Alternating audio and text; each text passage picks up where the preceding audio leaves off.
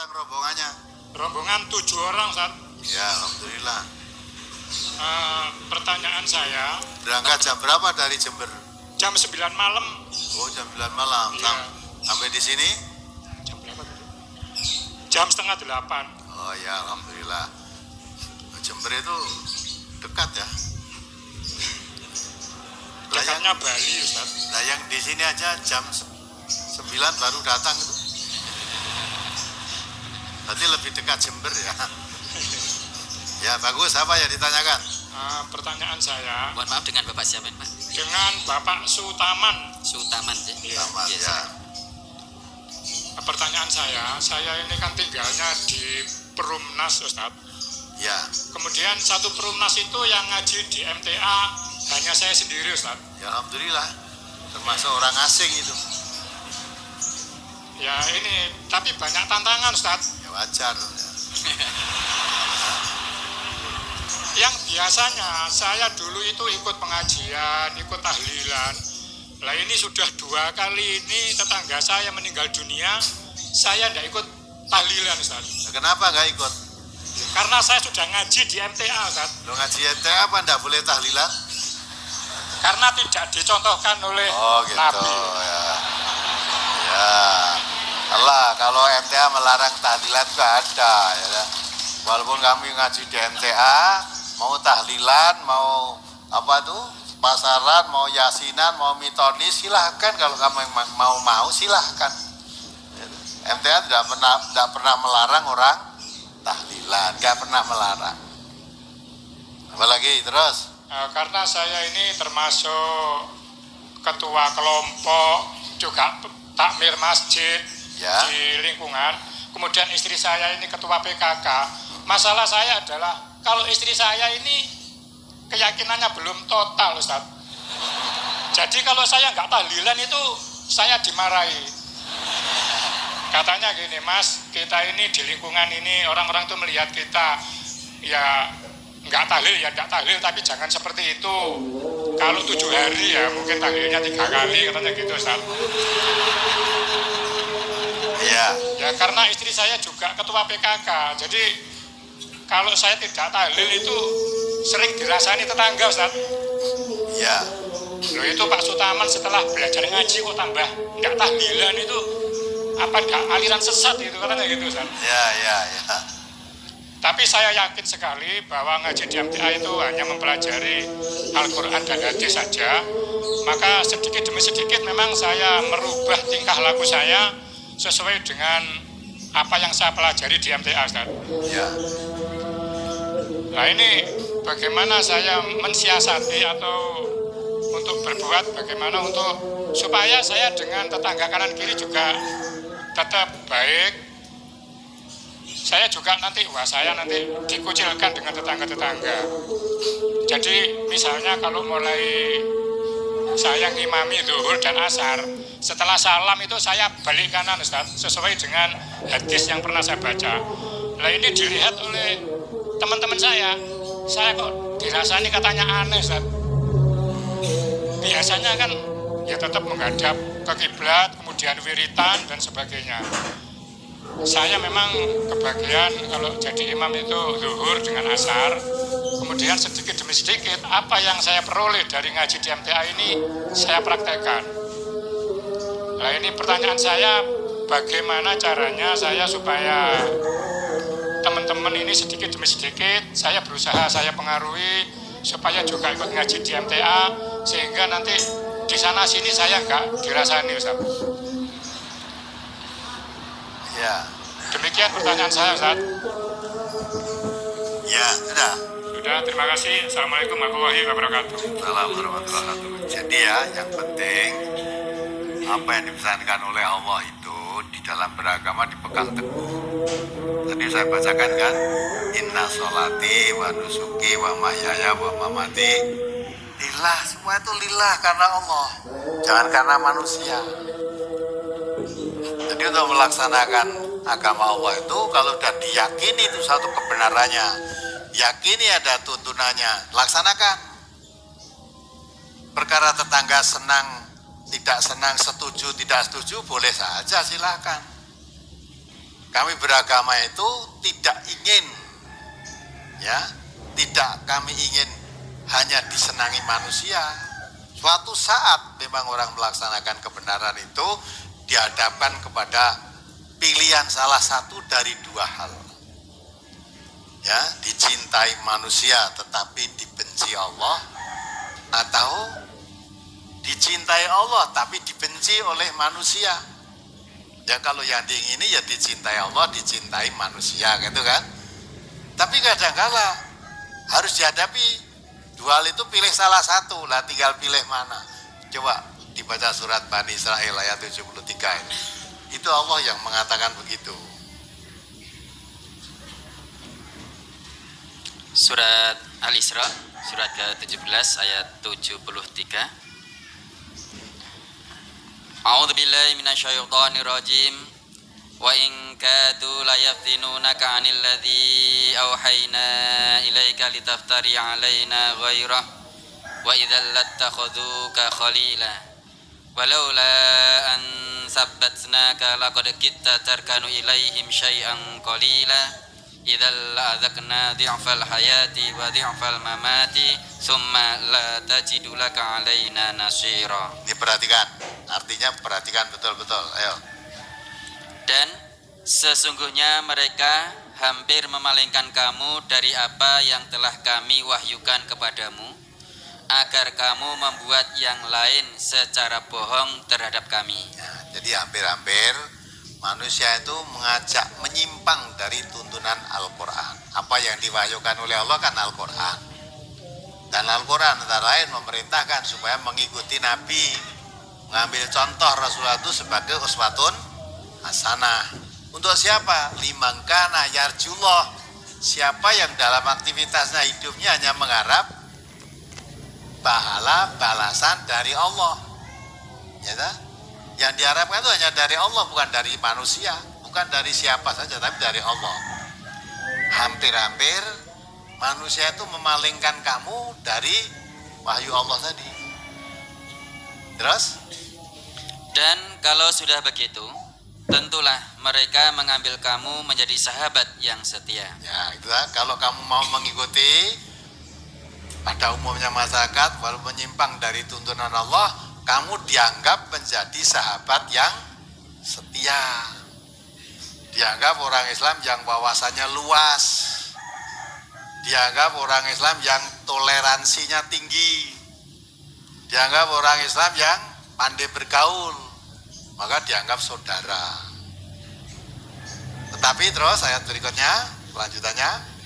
Dan kalau kami tidak memperkuat hatimu, niscaya kamu hampir-hampir condong sedikit kepada mereka. Nah, kalau tidak dikuatkan hatimu, iman nanti tidak kuat imannya, condong itu mereka. Nah, gimana ya? Di sini umumnya begitu. Kalau saya tidak ikuti pada umumnya, di sana dirasani, di sana dirasani, di sini dirembuk. Jadi orang terkenal saya, gitu. Nah, dari maka daripada di sana sini dirasani, apalagi dikucilkan, salahnya apalah, ikut ajalah, niatnya untuk ngembuli masyarakat. Ya, kalau tidak dikuatkan hatimu dalam keimanan, ya, mesti kamu condong, daripada di sana sini dirasani, wes gabung aja lah, apa salahnya? Ya, dirasani wong tuh rasanya wes seperti diadab oleh Allah. Ya, tapi terus dibaca kelanjutannya. Kalau terjadi demikian, benar-benarlah kami akan rasakan kepadamu siksaan berlipat ganda di dunia ini, dan begitu pula siksaan berlipat ganda sesudah mati. Dan kamu tidak akan mendapat seorang penolong pun terhadap kami. Ya, itulah. Kalau kamu mengikuti mereka menyimpang dari tuntunan yang benar, kamu dianggap sahabat yang setia oleh mereka. Tetapi diancam oleh Allah azab 2 kali lipat di dunia maupun di akhirat, dan kamu tidak akan dapat penolong. Ya. Nah, tinggal pilih. Pilih diazab oleh Allah, dicintai manusia. Apa pilih dikucilkan, dibenci oleh manusia, tapi dicintai Allah. Ya, tinggal pilih aja. Kami tidak pernah melarang kamu tahlilan, kamu kendurian, kamu selamatan. Silakan. Wong masing-masing akan ditanggung sendiri. Hanya kalau di sini mengaji agama, ya apa yang diterangkan di dalam agama, tauhid yang lurus, ibadah yang lurus, saya terangkan apa adanya. Perkara itu kamu amalkan apa tidak urusanmu. Nah, baru dirasani aja sudah bingung, ya. Padahal Nabi mengatakan memang akan datang Islam itu nanti seperti ketika baru datang. Islam itu awalnya datang di tengah-tengah masyarakat jahiliyah asing. Karena bertentangan apa yang dibawa Nabi di tengah masyarakat jahiliyah berlawanan. Maka nanti akan kembali suatu zaman Islam itu asing lagi ketika diamalkan akan asing seperti ketika baru datang. Tapi bahagia orang yang asing. Nah pada saat itu orang yang berpegang teguh agamanya kata Nabi seperti orang menggenggam bara api panas.